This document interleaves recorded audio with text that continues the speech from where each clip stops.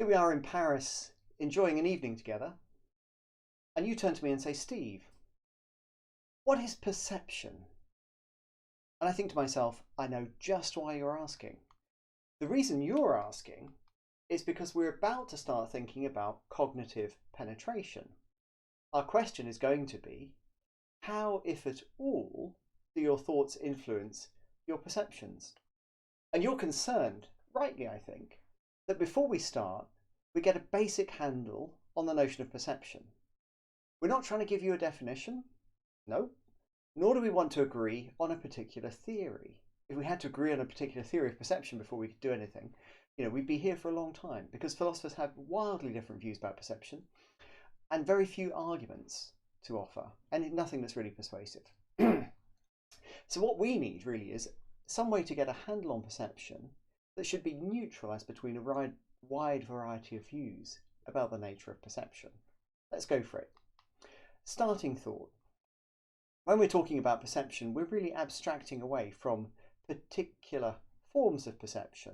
There's visual perception, auditory perception, haptic perception, and the rest.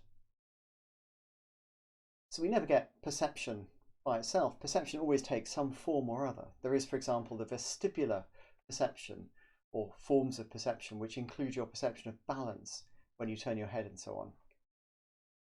Now, very simple picture of the mind. Keep things simple, only introduce more complication as we need it. There is a stimulus. For example, I might clap. There you go, there's a stimulus. I was thinking about rude things earlier. I recorded this earlier with rude things, and I decided I'd record it again with only polite stimuli. So things like a clap. I'll do that again for you. And what happens, I suppose, is that you have some visual and auditory receptors which pick up on the acoustic and visual signals, and then a lot of processing occurs, if things are going well, and that will result typically in some kind of sensation perhaps, or an experience. It might cause you to make a judgment. For example, you might judge that Steve clapped. It may be in some ways arousing. So for example, the clap may make you jump in shock, and it may cause some response as well, of course, which could be a consequence of the judgment or a direct consequence of the experience perhaps. Connected to the shock of somebody clapping unexpectedly. I hope I didn't shock you, but if I were to shock you, you would both experience a state of heightened arousal, heightened awareness, but perhaps also jump back physically. I am a very, very jumpy person, and my kids absolutely love hiding in dark corners and jumping out at me, and giving me this sort of weird kind of high, and seeing how I react. Okay, very simple. You didn't need to know that. I apologise. But I'm not recording it again. This is about my 10th attempt. More than that, actually. So here's my very simple picture of the mind. When we're talking about perception, we're talking about the processing part of things. When we're talking about perception, we're talking about the processing part of things. Now, people sometimes, when they're talking about perception, they mean to refer to the experience, or just to the experience, or perhaps to the judgment, as we'll see. But what I want us to focus on is neither of those things, and just the process. I want us to ignore the sensation, experience, judgment, arousal, response, and just think about perception as the process that links what happens on the receptors with the things that follow from the perceptual process, the sensation, experience, and the rest. Now here's something very simple. I might say to you, looking out among the people that we are with in Paris, here we are in Paris, I might say, oh look, I see Aisha over there. I didn't know she was here. Or I might say, I see Aisha's hand. Perhaps she's waving to me. I could also perfectly coherently say, I see that Aisha has a question. Perhaps she's putting her hand up to ask a question. Or I could say, I see that Aisha wants to ask a question. So I'm saying something about here, Aisha's mental state. She's in a state of wanting to ask a question. Now it seems to me there's a very important distinction between the different things that I'm saying here. Some of these are really about perception narrowly, and some of these are about perception more broadly. And to make that distinction in a way that I think is as uncontroversial as can be, I want to distinguish between two ways that I know what I'm talking about. One case I know it because I'm perceiving it. That would fit the case where I say, I see Aisha. I know what I'm talking about there just because I perceive Aisha. Same thing when I see Aisha's hand. That's all there is to it. When I say I see Aisha's hand, I'm just reporting something that I perceive. But there are other cases which are a bit different. If I say, I see that Aisha has a question, then I don't think that I've somehow perceptually locked on to Aisha having a question. I think what happens is that I've perceived the indicator, the hand, and I've inferred that she has a question from that. Likewise, when I talk about Aisha's mental state of wanting to ask a question, at least in this case, I don't think that I've somehow perceived Aisha's mental state. I think what's happened there more likely is that I've perceived some indicator, she's put her hand up, I've perceived the hand, and then inferred the desire to ask a question. So I think this distinction will really help us. The cases that we're interested in are cases where you perceive something, and not cases where you perceive an indicator and infer its presence, even though in everyday life it's perfectly sensible to use seeing to talk about all of those cases. We don't need to distinguish between them. Why would we? No problem at all. Okay, good. So we've got this basic distinction here, and this will help us to zoom in, to narrow down on the phenomena that we're interested in when we're talking about perception. Good.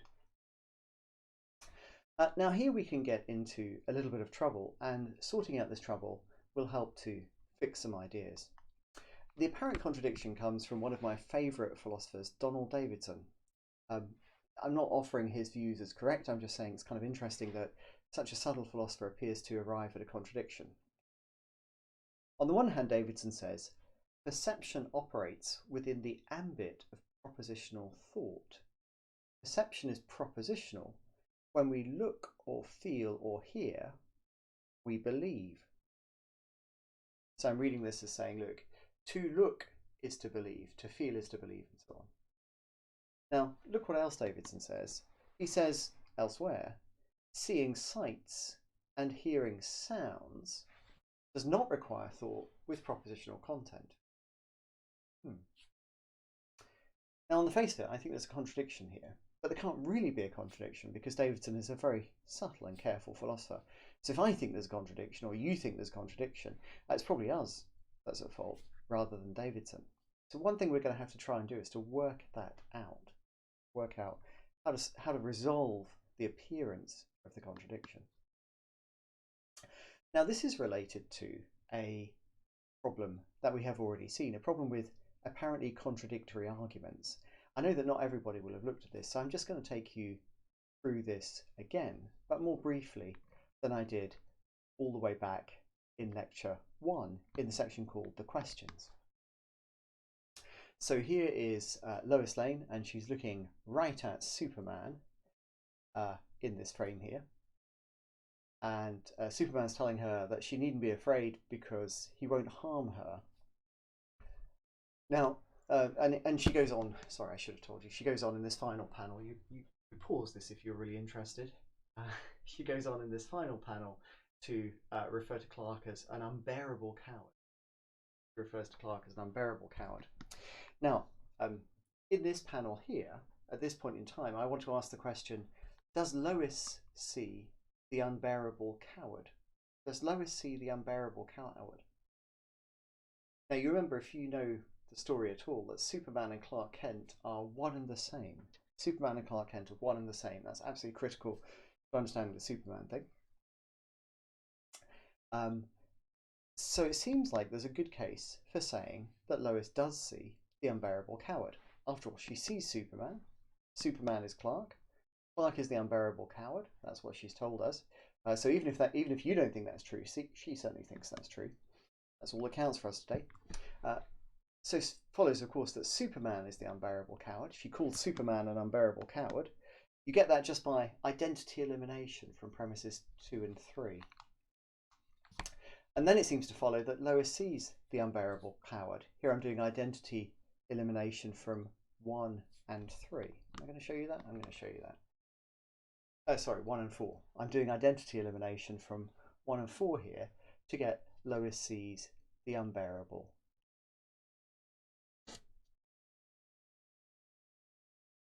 Very good. There we go. So here I think we've got a very straightforward argument. It looks like a deductive argument, one that's logically valid, for the conclusion that Lois sees the unbearable argument. No, She doesn't see an unbearable argument. She sees the unbearable coward. Here, this is the conclusion right here. Okay, good. But hopefully you're thinking that there's something that doesn't seem quite right about that.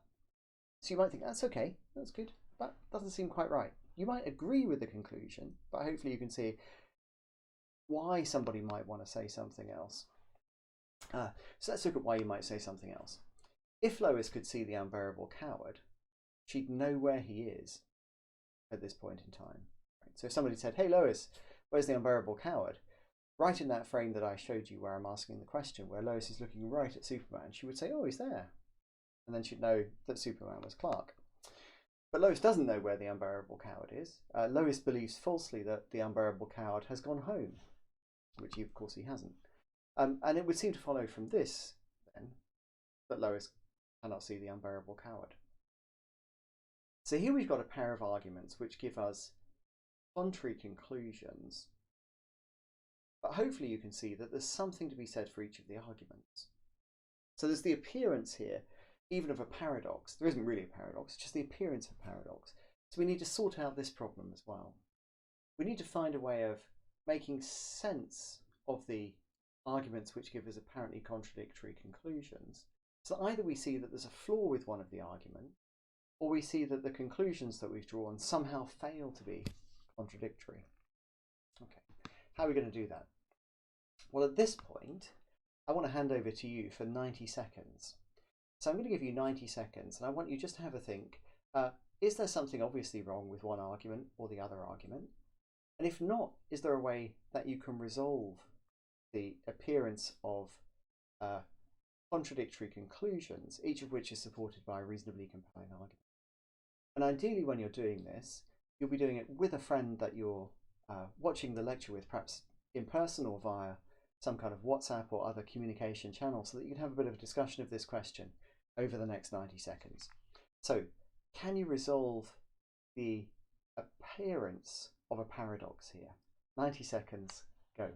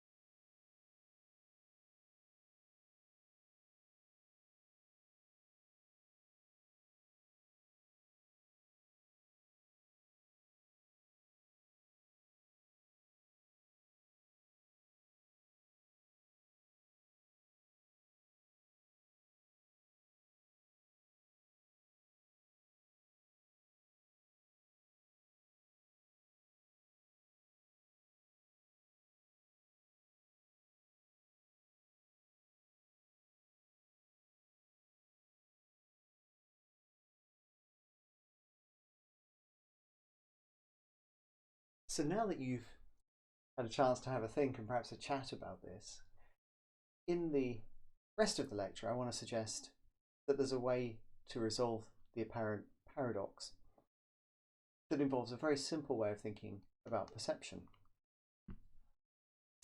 Now, to introduce that very simple way of thinking about perception, I want to relate a true story. So one of the things I was supposed to do at the beginning of this lecture series was give you kind of an introduction to me personally, but the truth is that I'm incredibly boring as a person, and so there was really nothing to say. This is one of the most interesting things that's happened to me in my life. Mrs. B said to me, "Did you see the alpaca? Did you see the alpaca, Steve?" And I said, "Yes, I did see the alpaca." And she said, "Why didn't you mention it to me?" And I said, "Oh, I thought it was just a sheep." True story. What does this illustrate? I think this illustrates a very simple moral. The moral is that you can see an alpaca without knowing that it's an alpaca.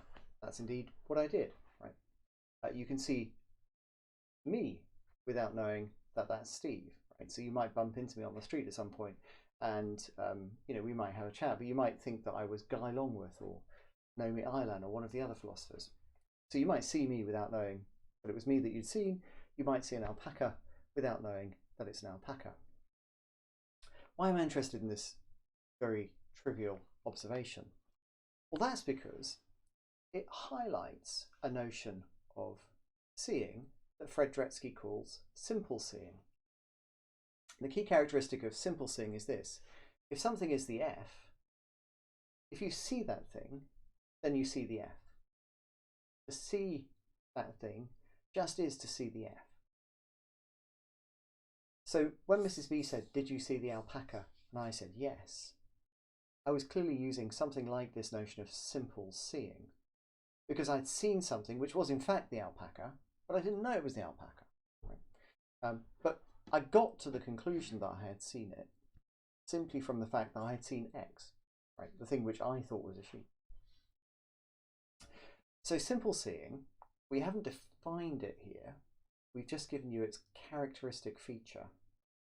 When we're talking about simple seeing, it's always logically valid to infer from the fact that you saw X, together with the fact that X is the F, to the conclusion that you saw the F. That is simple seeing. So the notion of simple seeing is, in some sense, not a matter of making a judgment about what you saw, not a matter of being right or wrong about what you saw. Dretske, in introducing this notion of simple seeing in this 2000 work here, it's a chapter called Simple Seeing in his book that I've mentioned just below the lecture if you want to check it out. He introduces the idea of simple seeing by talking about seeing a star. Did you see the star? Yes, I saw the star, but I didn't take any notice because I thought it was aeroplane lights. Shooting star, terrible mistake to make. Good, notion of simple seeing. Now, if you're really following and going deep into Dretske, he's a fascinating philosopher, and we'll come back to him later actually, then you might need to know that the notion of simple seeing is the same thing as the notion of non-epistemic seeing. So in the 60s, when Dretske was not feeling as cool, he called it non-epistemic seeing. But later in 2000, he realised he needed a funkier name in order to get people thinking about it. So he calls it simple seeing, and that's what I'll do too. Simple seeing is the same thing as non-epistemic seeing. Okay, why are we interested in simple seeing? Well, one reason is a critique of philosophy of mind from the vision scientist Bruce Bridgman.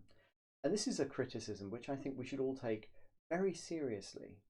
I think Bridgman is basically right. Bridgman says to discover the design of the mind. And that's exactly what we want to do, you and I. We want to know something in this course, Mind in Reality, about the design of the mind. But what Bridgman says is this: here lies the fatal flaw in the philosophy of mind. For in using as evidence what seems reasonable or persuasive, philosophers ultimately rely on their own introspections. They look inside themselves in an attempt to discover the design of the mind. And you only have to give it a moment of thought to realise that this idea, just thinking, what does it seem reasonable? What seems persuasive to me? That's very unlikely to get you to the truth. And as we've seen over the last century or so of philosophy, it's also very unlikely to get you to any reasonable consensus. So if we're serious about discovering the design of the mind, I hope we are, because we're putting quite a bit of effort into this course. If we're serious about this, then of course what we should avoid is looking inside ourselves. Why am I stressing this? Dretske says, seeing objects is a way of getting information about them. What makes it X rather than Y that we see is that the information these internal events carry is information about X rather than Y. This is simple seeing. It's a matter of there being information in you concerning X rather than Y. Everything else, says Dretske, is something the scientist, not the philosopher, should provide. Now, I think this is a brilliant way of responding to Bridgman. Dretske, of course, didn't offer this as a response to Bridgman, but if you think that Bridgman's critique is at all persuasive, I think you should. I think that looking inside, imagining what you find reasonable, that, it's not going to work out very well for anybody. It's not going to take us to many interesting places. If we want to avoid that, then Dretski's notion of simple seeing is an excellent starting point, because it involves taking just what the philosopher should be providing and leaving everything else open for science. So I think Dretski's notion of simple seeing is something that recommends itself to us. But more than that, if we think about simple seeing, we can resolve the appearance of paradox and contradiction that we saw earlier. How do we do that? Well, you remember, this is the fundamental thing. We're not defining simple seeing. We're just saying that simple seeing is the thing whose key characteristic is that if something is the F and you see that thing, the X, then you have seen the F, whether you know it or not, as with the alpaca. I haven't got an alpaca to show you. I wish I had an alpaca to show you. So let's go back here. Here was an appearance of paradox, not a real paradox, but the appearance of one. Why is there an appearance of paradox here? Because we've got two arguments. It's hard to know what's wrong with either of the arguments, but the conclusions that they offer us appear to be inconsistent with each other. In fact, they appear to be contradicting each other. One appears to be negation of the other. Okay, very good. So if we think about simple seeing, what does that tell us? Well, the first thing it tells us is that premise one of this argument on your, I don't know which is left and right these days, on your left, I think. So premise one on your left, if Lois could see the unbearable coward, know where he is. That's not true if we're thinking about simple seeing. So whoever thinks that this is true is not thinking about simple seeing, but some other notion of perception. So perhaps what they're thinking about isn't really perception at all, but what we might call a belief which is inferred from something perceived. Some perception, then there's some kind of inference, and then you would have this. Whatever, anyway, who knows what you're thinking about, but you're not thinking about simple seeing if you're saying this. Remember the alpaca, okay? I saw the alpaca, but I didn't know where the alpaca was, right? Because I didn't know it was an alpaca. If Mrs. B at that moment had said to me, Steve, where's the alpaca? Where's it gone? I would have said, I have no idea. Because although I was looking right at the alpaca, I thought it was a sheep. When we're talking about simple seeing, we are not in a position to infer from the fact that somebody sees something that they know where it is. That's just not true, as long as we stick to the notion of simple seeing. On the other hand, if we go to this argument on your right, we find that premise 2 is a very good premise for us here. Superman is Clark. The identity of Superman with Clark is exactly what we need to draw the conclusion from the premise that Lois sees Superman, that Lois sees Clark. And likewise, because we're adding in this Superman is the unbearable coward, we get to Lois sees the unbearable coward. Very good. So what I'm suggesting to you here is this. If we stick to the notion of simple seeing, the argument on your right is the correct argument. The argument on your left is the incorrect argument. We can see why somebody might want to make that argument, but that's because they're dealing with a different notion of perceiving than our notion of simple seeing. So there's really no contradiction at all, as long as we're clear in talking either about simple seeing or about some other notion of perception, and you'd better be able to say something to locate that. I'm not worried about that, because everything that we need is the notion of simple seeing. All that we need is the notion of simple. Very good. Okay, so just to remind you, simple seeing, we're not defining it, but we're saying that it's that notion of seeing whose key characteristic is this. If something is the alpaca, and you see that thing, that's just equivalent to seeing the alpaca. That's all it is. That's all there is to seeing the alpaca. Oh, good. So go back to Davidson, Steve. What was happening with Davidson? Well, I said to you, there appears to be a contradiction between two things that Davidson says, but there can't really be a contradiction there. It must be me that doesn't fully understand them. What was I missing here? I think what I was missing here was something very simple. When Davidson says, seeing sights and hearing sounds does not require thought with propositional content, he was thinking about something like Dretski's notion of simple seeing. Now, I very much doubt that Davidson read Dretski or knows much about Dretski. Otherwise, he would have told us. But I think great minds think alike, this is very likely to be roughly Dretski's notion of simple seeing that Davidson has in mind here. And you can sort of tell that's what happens, because he goes on and he says, perceiving how things are does require thought with propositional content.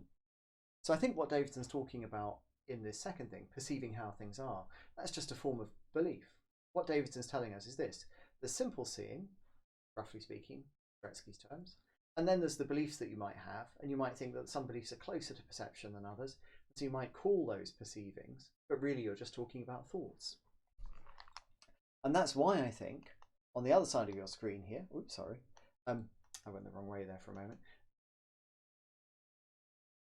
That's why on the other side here, on your right hand side, Davidson's saying perception is propositional.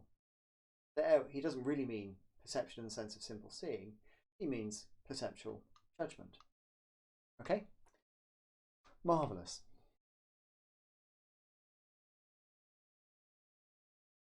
At this point then, we've got a contrast much like Dretski's in Davidson between seeing sights and hearing sounds, perceiving how things are. When Dretski's talking about simple seeing, he's talking about seeing sights and hearing sounds, and he's excluding perceiving how things are. But of course, Dretski, unlike Davidson, gives us a long discussion of simple seeing. And as I keep telling you, the key characteristic of that notion of simple seeing, is this too much? Is that if that thing over there that I think is a sheep is the alpaca, then my seeing that thing is equivalent to my seeing the alpaca. It just is my seeing the alpaca. That's why I can say yes when Mrs. B asks me, did you see the alpaca? Even though at the time I thought it was a sheep. So I would have denied seeing it if she'd asked me at the time. I did see it.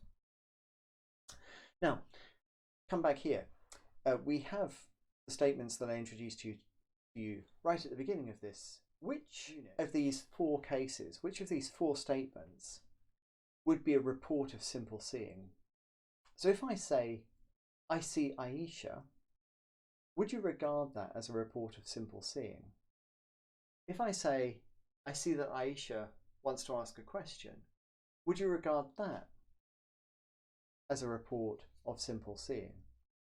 So with your partner or partners, 90 seconds, which of these statements plausibly reports a case of simple seeing? Go.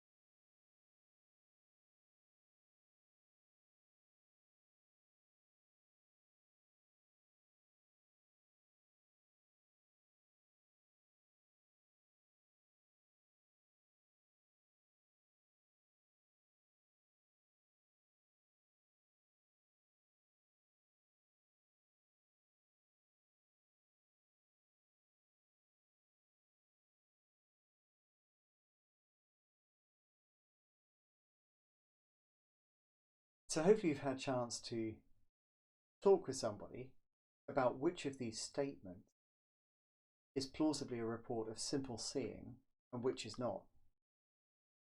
There's one more thing to say before we finish about simple seeing.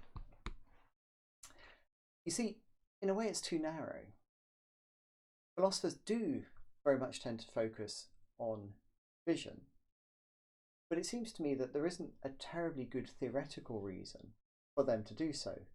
And certainly when we're thinking about cognitive penetration, we will be focusing on vision, but only because that's where most of the research that we can deal with comes from, not because there's any good theoretical justification for that. So I think what we need to do is to try always to be sure that the ideas that we're developing are not just ideas specifically about vision, but also will apply to other forms of perception. To this end, it's good to check that when Dretski's talking about simple seeing, we can actually very straightforwardly transform what he's saying into simple perceiving. Right? So Dretski's idea about simple seeing will generalize to all forms of perceiving. And that's good because we don't want to be drawn into a notion of, we don't want to be drawn into a philosophical theory that's specific to seeing. What we'll think about next is how your beliefs and other forms of cognition might influence your perception, where this is the anchor for thinking about perception. Thank you very much.